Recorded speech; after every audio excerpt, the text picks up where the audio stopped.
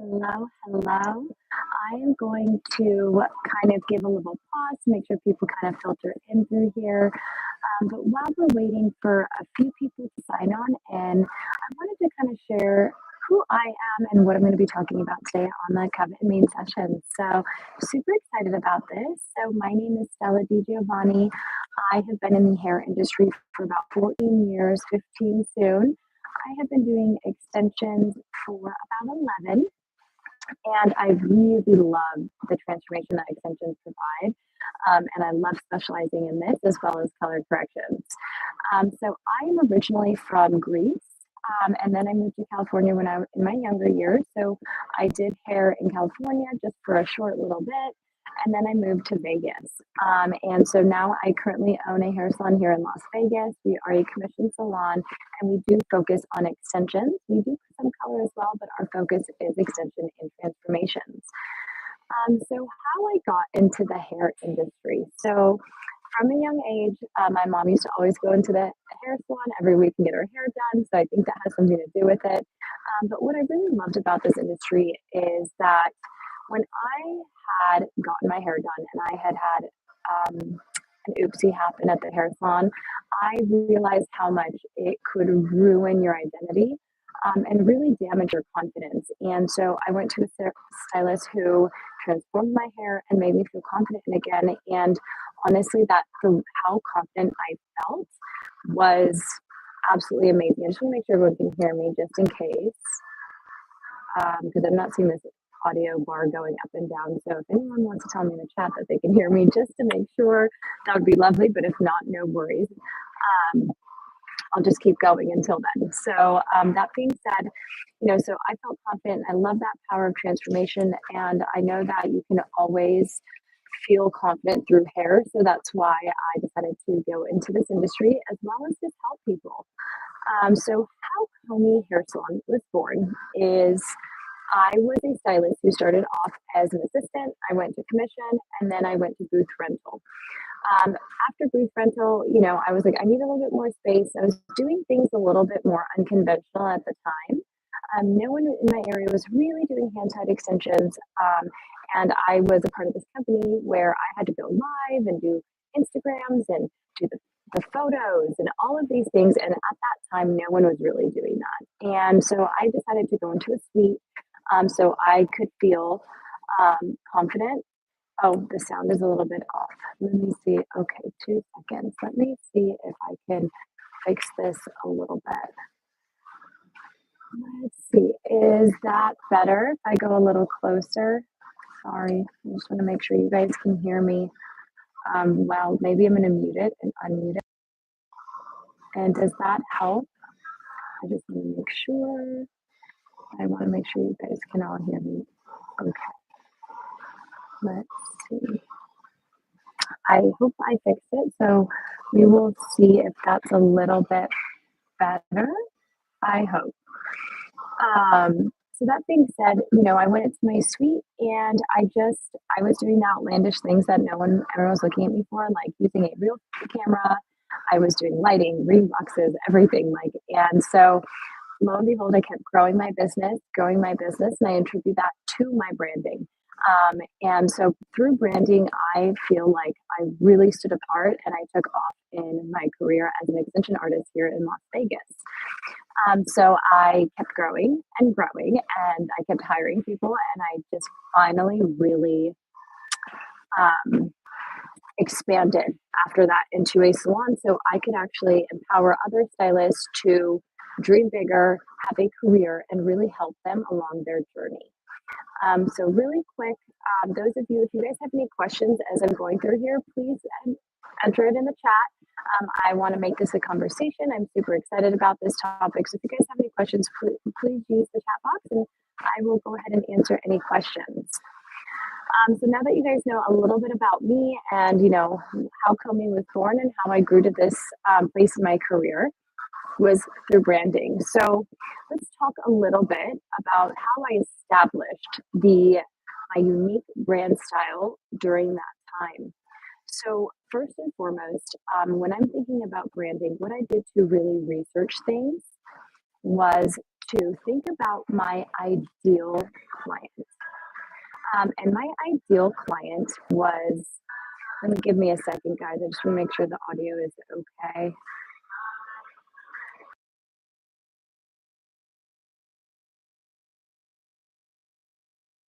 Okay, so I think it's okay. So that being said, so with my branding, what I did was I was thinking, okay, who can afford, these extensions? Because at the time, everyone was doing tape-ins and individuals, and the price point wasn't really that high.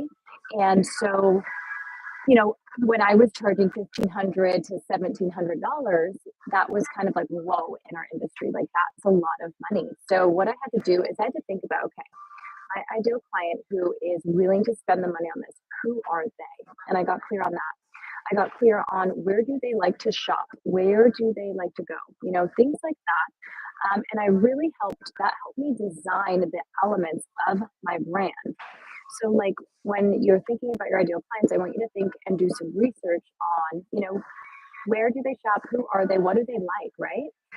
And so for my brand style, what I did is I really, really honed in on my brand style being luxury focused, guest experience focused, and healthy hair focused. So that was my brand style, and I wanted it a little bit more elevated. So I looked up like the fonts that people use for elevated brands and things like that. And so when I first did this, I was definitely solo, and it definitely took a lot of like tweaking and adjusting to really find what my brand was. But then I also ended up working with a virtual assistant to help me create my website as well as my now social media manager. And he always brings things back to my brand. Like, what are we trying to go for? Now, if I'm being honest, my brand has now a few different brands within it because I like to brand towards hairstylists, but as well as clients. So mine is a fine line and it may not look as curated as some beautiful Instagrams are, but for me, because I have a lot of hats on, creating an overlooking brand is a little difficult. But that being said, when I'm speaking to specific people, whether it be stylists, salon owners, or clients, I'm going to curate my brand style to those people that I'm speaking to. Um, so, once I did that, now I have a little bit more of a clear vision, and I just think about some of things like my brand pillars. Again, the healthy hair, the transformations, and empowering stylists are my brand pillars. So that being said, does anyone have any questions about some of the branding? Are you having any struggles with branding or finding your style that you would like to ask in the chat box? Just let me know. And while I'm waiting for some of those questions, I want to talk about, the experience in New York City. And so the reason why I am on this live today is because I am one of the educators for the branding photography elective in October in New York City for the experience. So I would say that when me, Sassy, Ian, and Lo sat down together and we thought of like, who is this for? Who's going to really benefit from this branding elective? It's for the stylist who is really wanting to level up in all things branding. They want to really get clear, or maybe they want to elevate their brand and really make sure that their branding is in alignment with who they're trying to speak to. So if you've been a little bit lost, or maybe you're just trying to change your branding and you're trying to attract a different clientele, that's what this elective is for. We're going to help you really curate your brand and get clear on a lot of the little details that can really help you attract that right clientele, because there is differences in who you're speaking to when you're thinking about a clientele. So that being said, we're going to go over that. So if that's something you're interested in, you'll want to definitely be in our elective. If you go look at any of our Instagrams, you can definitely see how curated and beautiful it is. Mine's the only one that might not be 100% the same fonts, colors, things like that. But like I said, I'm speaking to multiple different demographics. The other thing we're going to be going over is photography and how to adjust your settings on your cameras using real cameras, using your even your phones, and looking at the different ways you can use the different settings that a lot of people don't know about to make your stuff pop. You want your content to really pop. The market is so saturated with beautiful work, people who are great with social media. But so, how do you really stand apart? That's what we're going to go over to make sure that you are really um, you're really just standing out. Honestly, there's just so many amazing, talented artists. So really getting clear on those details and making sure that your images and your videos pop. We will also be going over how to edit a few things so that if you've been struggling with editing or it's taking a really long time, then we want to help you really take the frustration out of it and make it a little bit easier for you because you really can curate content very quickly as long as you have a system. So those are some of the things that we're going to be going over in our branding and photography elective. So if you have any questions about that, I would really love to answer any of those. And then, so to wrap this up a little bit, I wanted to also talk about attracting your ideal clientele. So why the branding helps with this is because you want to make sure that when you are putting content out there, it is speaking to about one or two people that can land in your chair. And by doing this, instead of putting like an overreaching, like I'm just posting to post, um, if you put it out there and it's like generalized, really the algorithm on Instagram isn't going to know who to put it in front of. So you're going to get a lot of people who might not be interested or might not be a good fit for you. So if you are able to really curate your brand identity, you're really going to start targeting that specific clientele, and the social media algorithm is going to push you in front of the right people, which is what you want. Because I'll be honest, like having the best clientele and best students that are aligned with you are really going to make your job like wonderful. Like I really look forward to my clients in my chair. They are my people. And in fact, I become friends with them. And a lot of times they say don't become your friends, but we do really become friends because they are just my people. So I enjoy going to work every day. I enjoy seeing them. I enjoy, talking about life because we have commonalities. And it's just like it's such a great flow. So that builds trust in your clients and your business. So I think it's really important. One of the things I think a lot of people are a little bit scared to do, though, is make that shift and become very clear on their ideal client. And the reason why a lot of us are scared at first is because sometimes we don't even feel like we're there. Like let's say, like maybe we couldn't, if earlier in a career, maybe we couldn't afford luxury hair extensions. They were like, well, I can't really talk about that. What if I bring in a client and we don't have things in common? But the thing is, the more you are if you're going that direction in your own business, you are there already. So, really make it so that exciting that you're excited to bring in these new type of people in your business. Make sure that, and that'll make it feel a little bit better than a little bit more scary. And a lot of people are just scared to like, well, what if this, Joe Marie over here, she doesn't fit in my new branding. Like, how is that going to make her feel? Here's the thing, Joe Marie might be wonderful, and you don't have to lose her. You can keep her in your chair, but you might just start curating new clients that really align with you. And either Joe Marie can come with you or not, and it sucks if she doesn't, but if she does, she probably will if she loves you and loves who you are, right? So keep that in mind. And if you don't want to do it overnight, this is a lot of work to truly curate your brand.